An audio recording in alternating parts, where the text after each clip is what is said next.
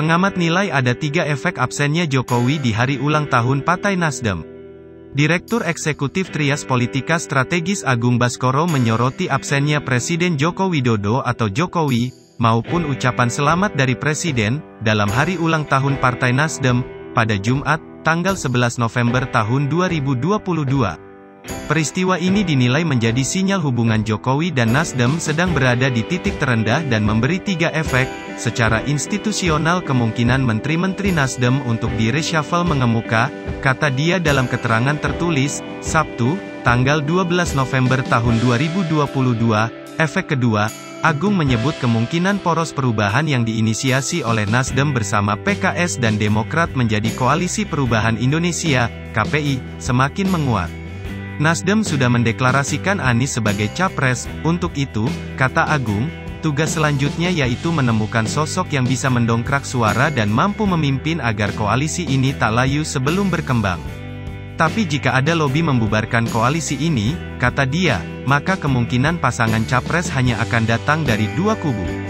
Keduanya yaitu Koalisi Indonesia Baru besutan Golkar, PAN, dan PPP, serta Koalisi Indonesia Raya dari Gerindra dan PKB. Kedua koalisi juga sama-sama belum mengumumkan capres yang mereka usung.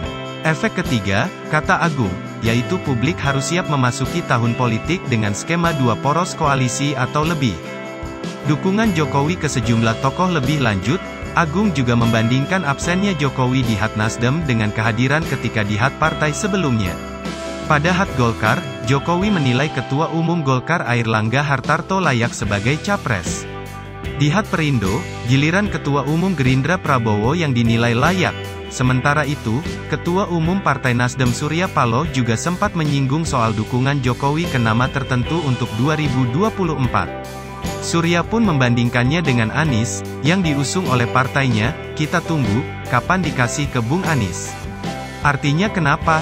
Perlu saya ingatkan, Presiden tidak hanya dalam kapasitas sebagai kepala pemerintahan, tapi Presiden juga sebagai kepala negara, kata Surya. Surya menyebut sikap Jokowi memberikan dukungan kepada Prabowo itu menunjukkan bahwa jabatan Presiden merupakan milik dari semua golongan dan kelompok.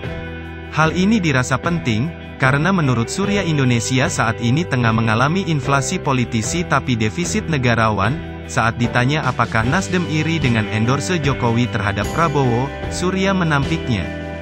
Itu masa pelajaran waktu zaman SD udah diajarin pelajaran budi pekerti, jangan cepat-cepat iri hati, kata Surya. Sinyal dukungan Jokowi untuk Prabowo ini sebelumnya muncul saat keduanya menghadiri hat ke-8 Partai Perindo pada Senin, tanggal 7 November tahun 2022. Dalam pidatonya, Jokowi menyinggung soal kemenangannya di Pilpres 2014 dan 2019. 2 kali di pemilu presiden juga menang.